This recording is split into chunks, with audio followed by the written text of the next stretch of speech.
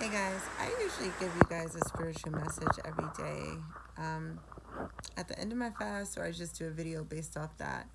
I want to talk about relationships really quick and self worth. In order to be in a relationship, you have to value who you are as a person. You have to be willing and ready to accept how you are without the validation of others. You have to be willing to date yourself and know yourself thoroughly inside and out. When we enter relationships without following the steps that I just mentioned, knowing yourself, spending time with yourself, loving yourself, we enter relationships where we reflect whatever it is that we're feeling inside internally. So if we are lost, broken, and hurt, looking for someone to save us, we'll attract that same energy of someone who matches that, who is lost, who feels rejection, who's been hurt. And you end up with two people who are very codependent on one another, and they define that as love. And sometimes they have babies, they get married, and years later, when one person or both um, end up healing within, like self love, once they reach to that level, then it's no longer a compatibility because the other person may feel like inadequate.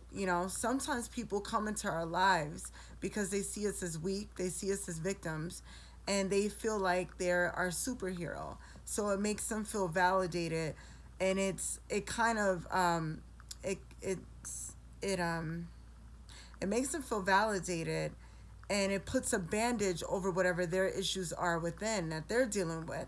So they get to rush in and help you, and you look at that as love. So we have to realize that no one out there is coming to save us. How can you save another human? That has to come from above, and that comes through meditation and your devotional time and studying to show thyself approved and spending time with yourself. I mean, if you don't and you're that desperate to be with anyone, then you're going to become susceptible to the abuse or whatever it is that that person gives you. Sometimes a person can only love us as much as they love themselves. And if that's not on your level of expectation, then you're going to fall into into a lifestyle where you're always accepting less. So you want to make sure that you have spent enough time with yourself. You want to make sure that God has really called this person for you, that you are spiritually yoked. I mean, so many of us, we judge a book by its cover. We like all of the outward appearance, the beauty in it. We like materialistic things and stability. But just because a person has those things, and I'm sorry, there's like a glare, but just because a person has those things does not mean they are a match for you. We are on this earth to live out our sole purpose. And so many people out there are unequally yoked, but they're posting on Facebook, they're posting on Twitter, they're known in their community as the power couple, but God is missing in the equation. You cannot put God in the middle of your relationship if He's not first in your life. So, secondly, another point I like to bring up is stop chasing that man or woman who does not want you. The red flags are always there. Stop making excuses. You wake up and you know that you do not belong in the seat that you are driving. Well, the seat that you're driving. You do not belong in the situation that you're in. This person doesn't serve you, doesn't serve your true purpose, but yet you keep chasing them. Sometimes people like rejection. It makes them feel worthy, it makes them feel validated that they're going after this person keeps rejecting them. They feel like, oh my God, I have to have them. Love can be a game, but decide that it's not going to be something you play. This is your life, and time is running out. You're getting older and older. You're alone. don't settle. Don't settle for anything that comes to you.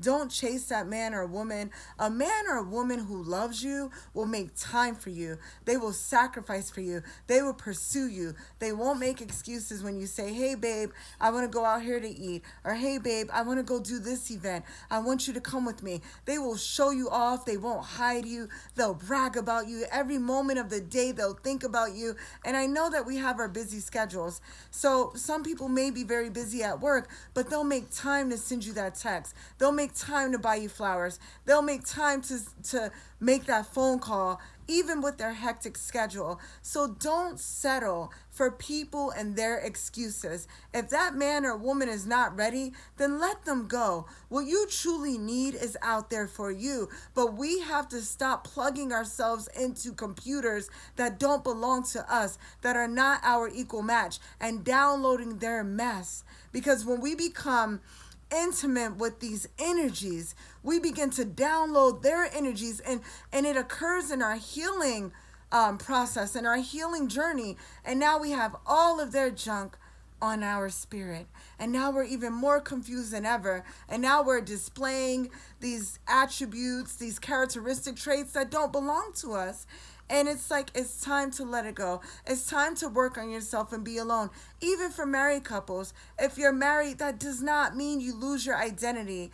Work on yourself. Show this man or woman that you still deserve attention and love and to be respected. And if you are communicating something that's bothering you, it's up to the other person to receive that, to be receptive on the other end, to not ignore your feelings. Don't accept someone who brushes it under the table. Some people, some men love to say, oh, I'm non-communicative. I don't really know how to express my feelings. When a man or woman truly loves you, they will find a way. They will pick up a book. They will talk to positive mentors around them. They will research until they find a way to speak your love language. So I'm out. Love someone you never loved. Touch someone you never touched. And do something you never done before. And it starts with you. Goodbye, family.